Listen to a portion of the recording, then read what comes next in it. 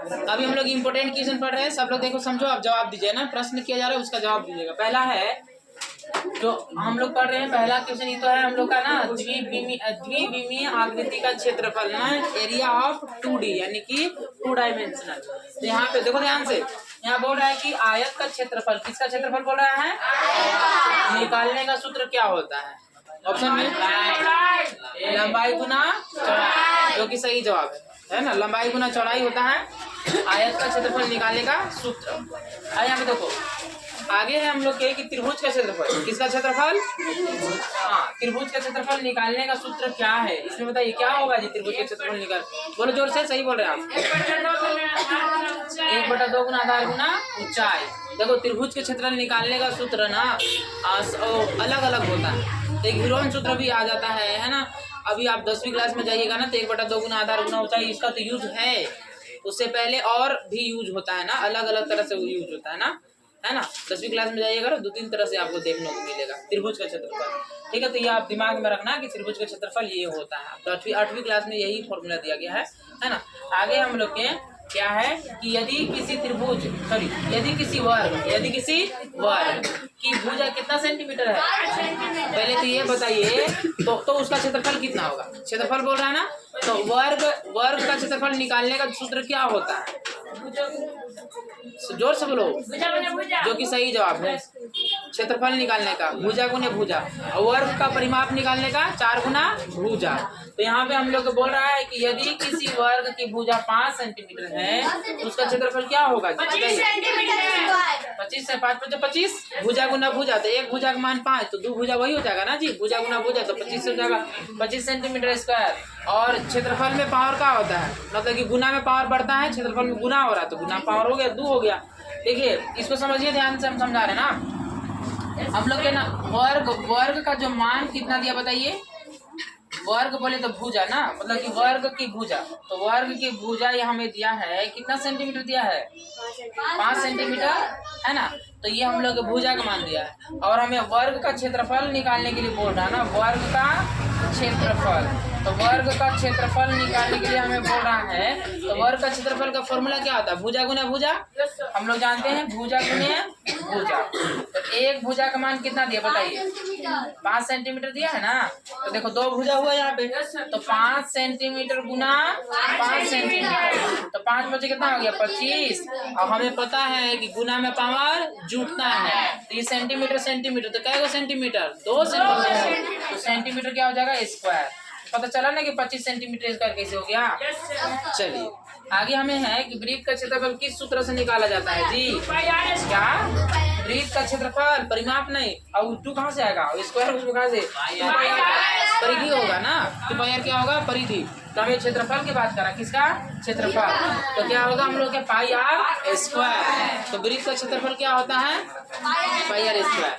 चलिए इसमें हम पढ़ते हैं त्रिविमीय, देखो त्रिविमीय आकृति का क्षेत्रफल आयतन एवं आयतन, समझिए ध्यान से, क्या है कि घन का आयतन निकालने का सूत्र क्या होता है, घन देखो घन में क्या होता है ना, पावर 3, हमें पता है, जैसे कोई बोला ना कि 5 का घन निकालो, तो 5 क्या बार गुना करना होगा 3 बार, तो घन की बात कर रहा है ना जी, तो पावर 3 होगा, तो 2 वाला तो काटिए दो, 2 वाला गलती हो जाएगा, पावर 3 होगा, एक ये दिया एक ये दिया, ठीक है। तो हमें बोल रहा है ना कि घन का आयतन, किसका आयतन, घन का है ना, तो ये घन की बात कर रहा है ना, तो क्या होगा AQ होगा भाई, पावर 3 वाला ना AQ है ना। अब यहाँ पे होगा घनाभ का आयतन, यहाँ घन था यहाँ घनाभ है ना, तो घनाभ का आयतन पूछ रहा है, घनाभ का आयतन किस प्रकार निकाला जाता है, तो देखो ना घनाभ का आयतन उसमें ऊंचाई भी होता है, चौड़ाई भी होता है और लंबाई भी होता है, तो L गुना B गुना H, यानी कि लंबाई गुना चौड़ाई गुना ऊंचाई।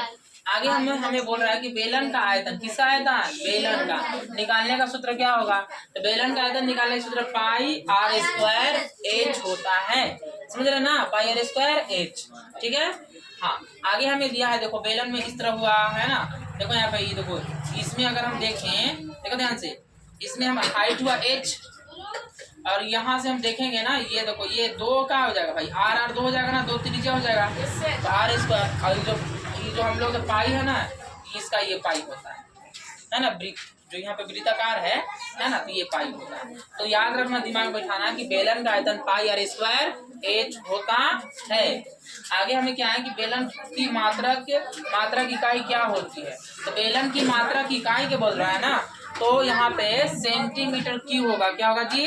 Centimetre cube. इस तरह हमें आंसर है। इसके बाद नेक्स्ट हम लोग लेसन देखते हैं ना। चलिए देखिए यहाँ पे आगे नेक्स्ट हम लोग के दिया आंकड़ों का प्रबंधन ना, आंकड़ों का प्रबंधन। तो यहाँ पे है कि बोल रहा है प्रश्न में किसी आंकड़ा समूह के कुल योग को प्रेक्षणों की संख्या से भाग देने पर क्या प्राप्त होता है। मतलब कि अगर हमें 1 दिया है, 2 दिया है, 3 दिया है, 4 दिया है, 5 दिया है, और ये जो संख्या है उसको योग और कितना बार वो संख्या है, मतलब कई वो संख्या उसको से भाग करेंगे, और जो मान आएगा ना वही मान क्या कहलाता है? माध्य कहलाता है जी। क्या कहलाता है? माध्य।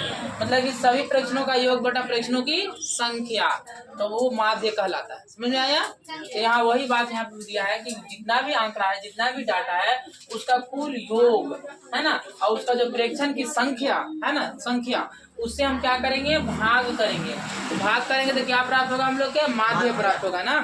क्या प्राप्त होगा? माध्य। ठीक है, चलिए तो इस तरह थोड़ा सा लाइट ना, वहाँ पे होगा आप लोग निकालिए तो रेड वाला फैन भी चलेगा, टेंशन मत लो। चलो आगे देखेंगे नेक्स्ट क्वेश्चन हमें दिया, देखिए समझिए। देखो जी नेक्स्ट क्वेश्चन दिया हम लोग के कि किसी आंकड़ा, समझ रहे ना, आंकड़ा डाटा इंफॉर्मेशन ना, तो किसी आंकड़ा समूह में जो मान सबसे अधिक बार आता है, उस मान को हम लोग क्या बोलते हैं? जो सबसे ज्यादा बार आएगा, बहुलक है ना, जो ज्यादा बार आएगा वो क्या कहलाता है? बहुलक कहलाता है ना। ठीक है, चलिए तो अब यहाँ पे बहुलक कहा जाए, हाँ है जी ऑप्शन बी में। फिर आगे है कि आंकड़ा समूह का प्रास मतलब क्या होता है?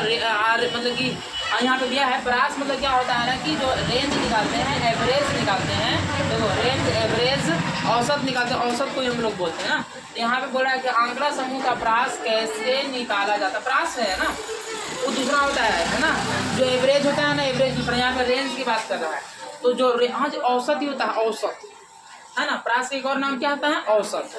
तो यहाँ पे बोल रहा है कि अधिकतम, इसका आंसर तो पहले ये बोल रहा है कि आंकड़ा समूह का प्रास कैसे निकाला जाता है, तो जो सबसे अधिक को सबसे कम से घटाएंगे, और जो मान आएगा वही प्रास कहलाता है। मतलब कि उच्च सीमा माइनस निम्न सीमा बराबर जो प्रास होता है। ठीक है ना। तो यहाँ पे होगा हम लोग ये कि अधिकतम मान माइनस निम्नतम मान। जैसे यहाँ पे लिखा हुआ था 1 2 3 4 5 लिखा हुआ था, तो इसको में जिसको हम घटाएंगे और जो मान आएगा ना उसी को हम लोग क्या बोलेंगे जी? प्रास बोलेंगे। उसी का बोलेंगे, उसी को हम लोग प्रास यानी कि रेंज बोलेंगे। देखो यहाँ आगे हम लोग ये क्या देखें, किस आरेख में आंकड़ों को खड़ी आयतों के रूप में दिखाया, खड़ी मतलब खड़ा है, तो खड़ी आयतों के रूप में दिखाया जाता है। तो क्या होगा? रेखा आरेख ना जी, नहीं, बार ग्राफ आंसर होगा, सॉरी बार ग्राफ आंसर होगा। क्या होगा हम लोग का? बार ग्राफ होगा। इस तरह हम लोग की SW है, आप लोग के आपने पढ़ा अपना मैथ बुक से रिलेटेड जो टॉपिक जो लेसन पढ़ा, वो लेसन 3 लेसन पढ़े अभी, मतलब कि पढ़े तो पूरा लेसन पढ़े, मैथ बुक का ऑल पढ़ लिए, लेकिन अभी आपको रिवाइज करने के लिए 3 लेसन दिया गया है जी, तो रिवाइज किए, उसका जवाब भी दिया, उससे रिलेटेड आपको 3 सवाल दिया गया है, 3 सवाल दिया गया है ना, 9 है। और यहाँ पे तो यहाँ पे क्या है कि 1/2 का समतुल्य होगा, ऑप्शन दिया गया है।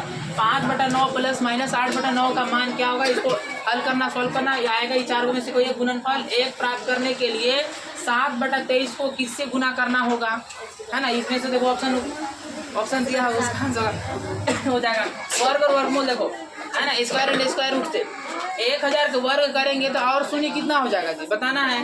फिर 441 और 484 के बीच कितनी पूर्ण वर्ग संख्याएं हैं, बताना है। आगे है हम लोग के 1.1 का वर्ग क्या होगा, है ना, इसमें दिया है 4 में से, बताइए कौन होगा, सॉल्व करके देखिए। 512 का घनमूल क्या होगा, इसको घनमूल बनाइए। फिर आगे देखो -7 का क्यूब, -7 का पावर 3 का मान क्या होगा, तो यहाँ पे दिया है 4 में से आप ढूंढना है कि कौन होगा, इसको 3 बार गुना करना, आ जाएगा 4 में से हो ना, ठीक। फिर आगे दिया है 32.7 से 8 का घनमूल क्या होगा, इसमें से दिया है, इसमें से ढूंढना है। फिर आगे वर्ग फॉर्म आपको जो दिया गया उसमें से लिखना है। आगे झारखंड का 10 क्रांतिकारी का नाम, है ना, फ्रीडम फाइटर, समझ रहे ना, मतलब कि देश आज़ाद करने में या फिर झारखंड को पूरा बिहार से अलग करने में, ऐसा बोल सकते हैं, आ सकता है इसमें इस तरह। आगे हम लोग की झारखंड के 10 प्रथम और वर्तमान मंत्री एवं पद का नाम समझ रहे ना। जैसे मुख्यमंत्री लिखेगा तो प्रथम कौन है, शिक्षा मंत्री प्रथम कौन है ना, और जो राज्यपाल प्रथम कौन, ये सब आप लिख सकते हैं, ठीक है ना, मंत्री का नाम। और आज नहीं है, चलो हम लोग नेक्स्ट आगे।